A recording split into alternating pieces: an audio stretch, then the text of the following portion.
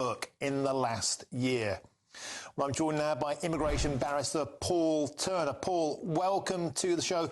An astonishing revelation that the gentleman in control, in charge of monitoring this information, is putting that information forward to the Home Office, and yet none of these reports are being published. And this one, which seems to have leaked out somehow, shows that 25% of those coming into the UK from abroad on care worker visas either never work in the industry or, as soon as they're in the country, move to other sectors. This is an outrageous abuse of our immigration system, isn't it? I completely agree. It is an outrageous abuse. And sadly, I think it's been going on for quite a while. The Chief Inspector, David Neal, has done a sterling job of exposing the shortcomings in the immigration system. I think the problem breaks down into about two. The headline point would be that David Neal has not had his contract. Normally it's a 2-3 year term. It's been announced that his contract is going to end in March 2024. Now, he's the person that's preparing these reports. He does his job, prepares them, and then the government sits on them, which is why this has come out sideways. The second reason that there's such an abuse would be due to the government not funding the immigration system properly. It is clear that more needs to be done. There are 78,000 employers that have sponsor licenses. There are, and this will probably shock you, less than 50 enforcement officers. That's one enforcement officer for 1,600 employees. Is it any wonder that criminals haven't just jumped onto this system? They can see that it's easy to abuse.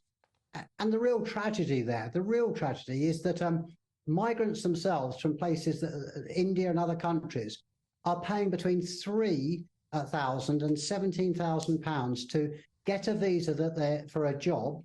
Then they arrive in the United Kingdom. Shocks any of us anymore about our immigration system. It seems completely unfit for purpose. And some of the information coming out in this report, Paul, is utterly shameful.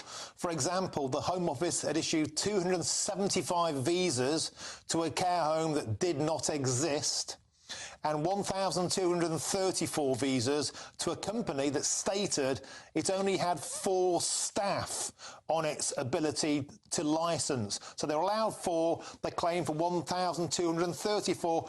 Paul, all of this will simply make us believe, and don't forget, it's not just those who apply for visas, but they're allowed to bring their dependents into the country as well. This is starting to feel, Paul, like nothing more than glorified racketeering. They're getting into the country without any recompense, without any liability, and it appears without any right for the public to call time on this. Well, I completely agree. Part of the problem is, and if one looks online, you'll find quite a lot of immigration lawyers advertising just how easy and quickly they can get a company a sponsor license. So the whole system is geared up and the government makes money on issuing sponsor licenses, but as we've seen, doesn't police them. So everybody wins apart from the British public.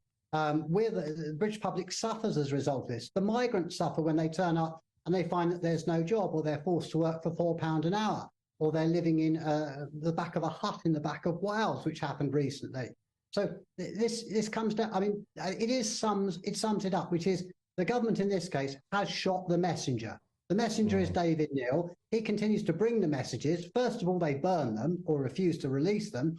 And then when he doesn't stop producing the reports, they decide to sack him. How are we going to know if he's not doing his job, just how badly they're performing? OK, Paul Turner, sobering words, immigration barrister, thanks for joining us. 13 reports have gone unpublished. I think it's in the public interest to get every